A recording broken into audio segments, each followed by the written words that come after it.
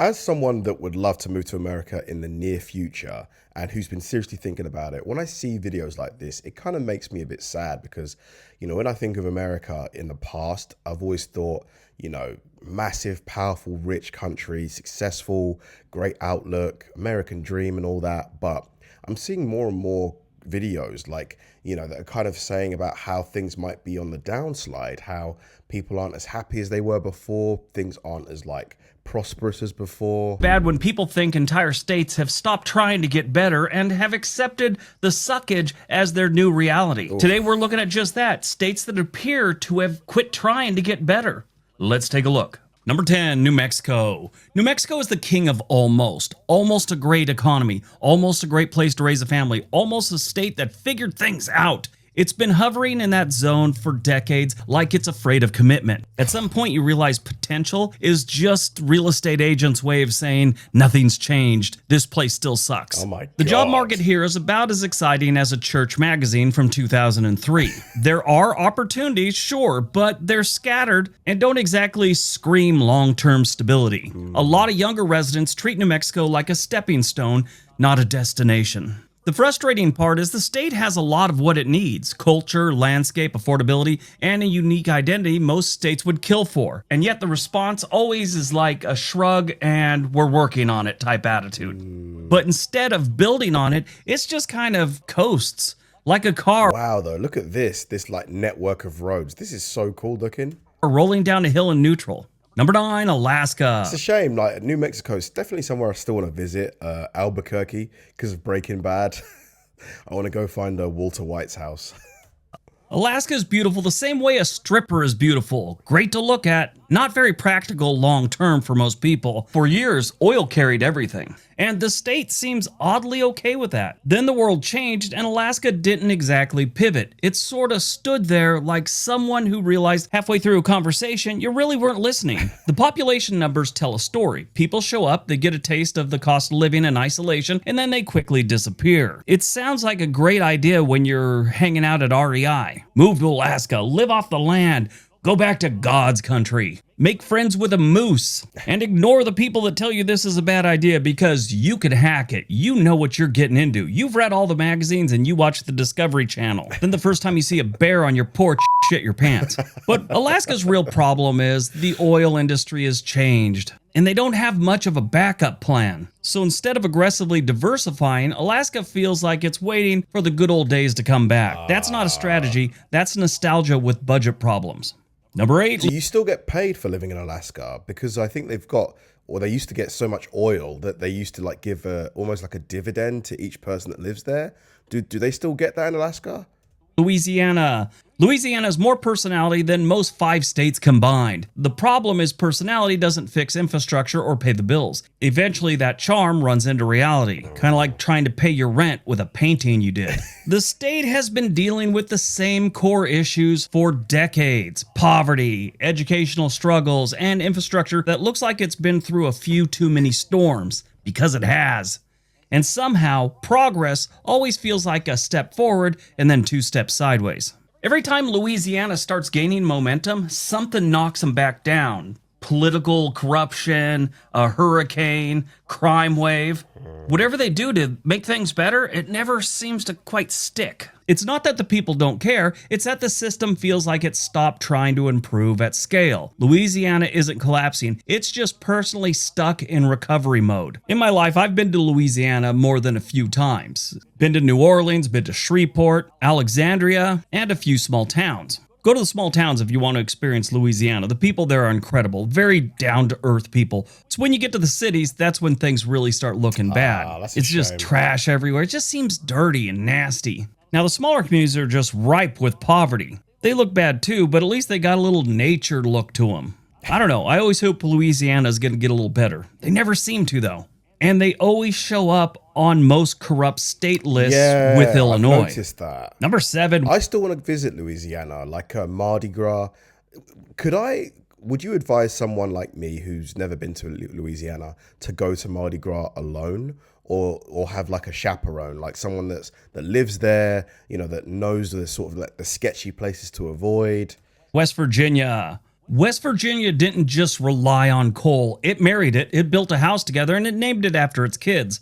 Coal wasn't just an industry. It was the identity of this state, the paychecks, the reason the lights stayed on, and the reason some towns existed in the first place. And when that started to fade, the state didn't change directions so much as it kind of stood there like someone watching their favorite restaurant burn to the ground, convinced it will reopen next week. Drive through West Virginia and you could practically hear the echoes of when things were better. Oh my God. Not in a cool way, historic way either. Jesus. More like, did everyone just step out for a minute and forget to come back kind of vibe. Some towns feel like time hit pause somewhere in the mid-1990s and nobody could really find the remote to get it off pause. There are some modernization efforts, sure, but they feel more like patchwork fixes on something that needed a full rebuild about 20 years ago. The population decline isn't subtle or mysterious. People leave because they want options, and options aren't exactly overflowing in West Virginia. Jobs are limited, opportunities are thinner than they should be, and younger residents look around and think, yeah, I might need to try someplace else that has internet and dentists. And once they leave,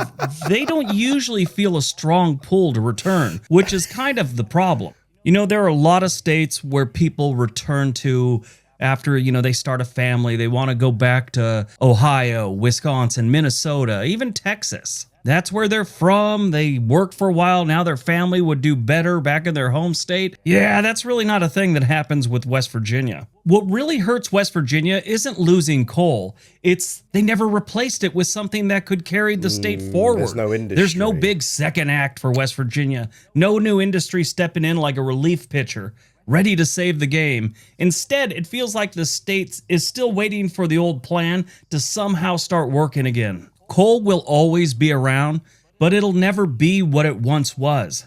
Sure, the politicians like to pump the locals up with, coal jobs are coming back. Then they tried that clean coal BS for a while. They're just hoping for something that's really never going to come back.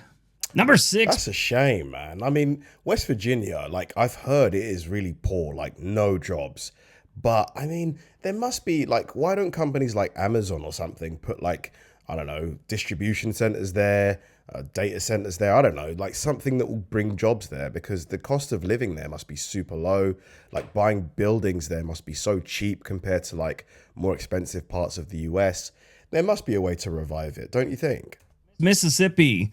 Mississippi is incredibly consistent. Unfortunately, it's consistent in all the wrong categories. Low rankings in education, healthcare, and income have basically become part of the state's brand.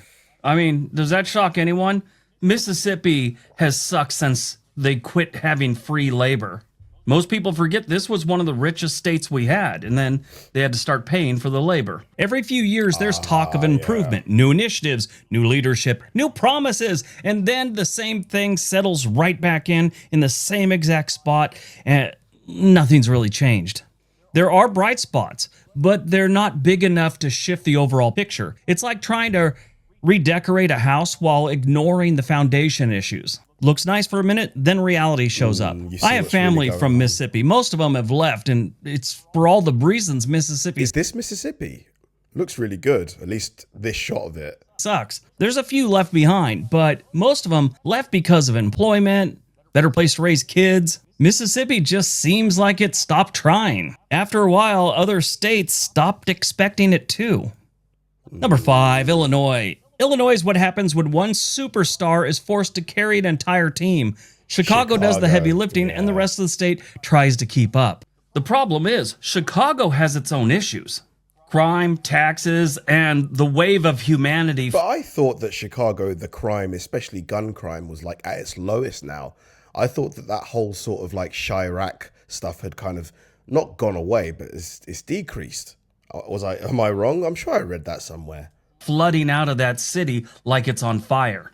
When your strongest asset starts wobbling, everything else feels it. Outside the metro areas, things get quieter. Not peaceful quiet, more like economic quiet. Towns that need to have momentum now feel like they're just holding onto what's left instead of building anything new. I mean, Chicago is a major city and things change there all the time. Their crime is contained to a handful of neighborhoods for the most part. I mean, there's crime everywhere, but all the crime that's legendary and, kind of makes Chicago infamous, that's in a handful of neighborhoods. The rest of the city has normal crime levels. And I'm not even talking about their politicians. They usually have their own crime schemes going. Now, Illinois hasn't completely given up, but it has definitely made peace with losing people. And when that becomes normal, it's hard to call it anything else but an exodus. Number 4, Nevada. Yeah, I definitely want to look into that whole Chicago crime stuff because I definitely heard that the gun crime in Chicago was way down compared to, let's say, 6-7 years ago.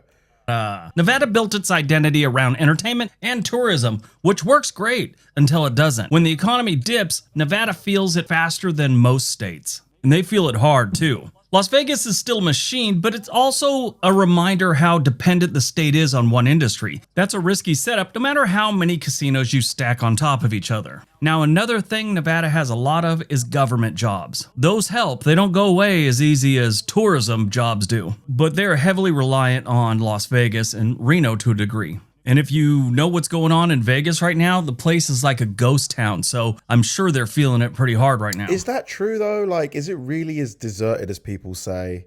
And when I say ghost town, don't tell me, oh, well, they just had over 4 million people show up for this month. Well, overall, it's down hard over the last year and a half.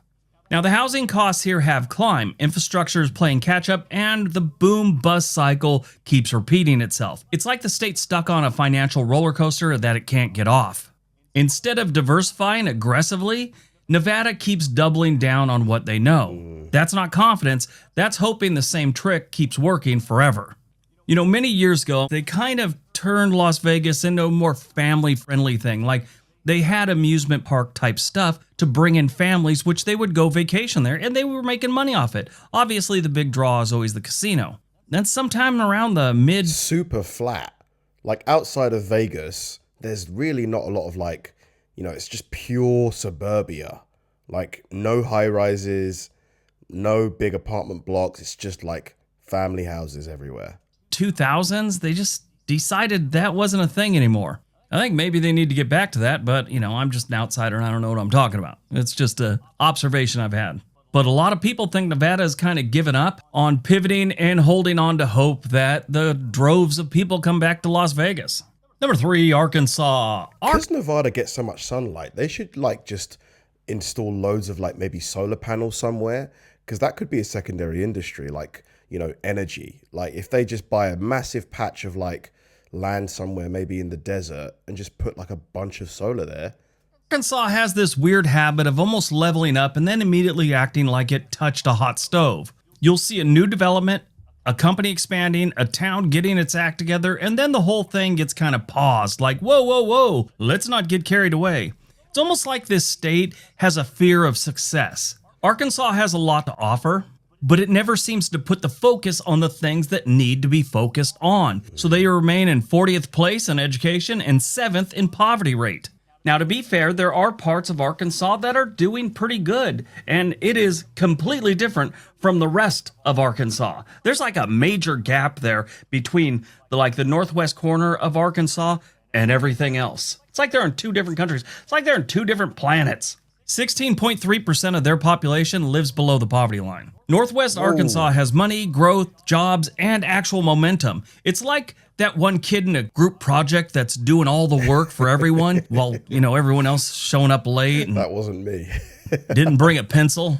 The problem is, once you leave the pocket of Northwest Arkansas, it starts to feel like you've crossed into a completely different state that didn't get the memo about progress. Wow. You've got towns where things haven't changed much in years, and not in the charming, we like tradition way. More like, everyone in this town bought their trailer during the Reagan years and haven't done any maintenance or mowed a lawn type of way.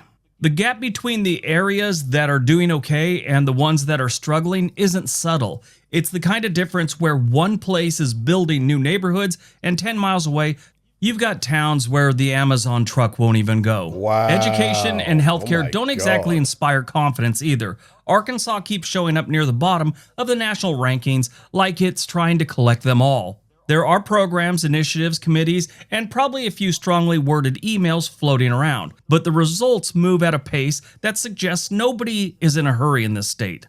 And that's really the theme here. Arkansas didn't fall apart, It didn't implode, it just reached a point where they're like, this is fine. We're gonna ride this till the wheels fall off. In a lot of these towns, the wheels fell off somewhere in the 1980s. So that's why most people in America thinks Arkansas quit trying decades ago. Number 2. Man. I mean, are there really places in America where the Amazon delivery drivers won't go because either it's too sketchy, too dangerous, too backwards? Like, really? Like, that's crazy. California. Housing prices have reached levels that borderline on fictional. The middle class didn't just get squeezed in California, it got pushed out entirely in some areas. And yet the state keeps acting like it's just part of the deal. You got great weather, beaches, what more could you want? California is still one of the most powerful states in the world, not just the country. And that's what's so frustrating about this. They have everything, yet for a certain portion of the population, it's almost impossible to live there. Now, people are leaving, not as much as left during the pandemic, but they're still losing some people. It's a steady flow of residents heading to places where buying a house doesn't require winning the lottery. It's not a small issue, it's a flashing warning sign. What kind of saves California is a lot of people are still moving into the state. Where their problem is, all the longtime residents, they're leaving. Only 24.9% of California's population are third-generation Californians or more. Texas, it's 44%. When you look at places like Iowa and Nebraska, it's up in the 70s. California didn't give up on success, it gave up on balance, and eventually that catches up with you no matter how strong your economy looks on paper. Interesting about California, like, I suppose if you bought your house in the 70s for, let's say, 300 grand, and today it's worth over $1 million, I mean, it does make sense to leave, right? Maybe you could probably buy a bigger house for like half of the house that you're worth, or half the money that your house is worth. So I can see why a lot of people are probably leaving just to sort of cash in. All right, before we get to number 1, if you're thinking about moving to another state, city, anywhere in the United States, there's a link for a website called Home and Money in the description area below. They can get you in touch with a real estate agent anywhere in the U.S. All right, on to number 1. Texas? And number 1, New York. New York. New York runs on reputation, and to be fair, it earned that reputation over a long time. The problem is reputation doesn't fix current problems. New York City is still a global powerhouse, but it's also incredibly expensive and increasingly difficult for average people to navigate. Living here becomes more about endurance than opportunity for a lot of residents. Outside the city, things get rough fast. Population decline, aging communities, and fewer opportunities create a completely different reality than what people imagine when they hear New York. The state still talks like it's untouchable, but when you look at the numbers and the trends, it feels more like it's slowly losing ground while insisting everything is fine. It's not fine. They're losing representation in Congress because they've lost so many people. Wow. All right, that's today. Some really surprising inclusions. I definitely wouldn't have seen New York and California on this list because they make so much money in terms of like the tax receipts. You know, I've been to both states and the parts that I went to were amazing, beautiful, but I suppose I just was visiting. I didn't live in those states, so I've not seen how they maybe have gone down over the years. I just saw like a little snapshot of them. But these problems are probably all reversible, surely, because, you know, America has still got so many, you know, amazing, hardworking, you know, intelligent people that any problem is reversible, surely, with enough effort. Thanks for watching, guys. If you enjoyed the video, please like and subscribe and check out the video I'm going to link right here. See you there.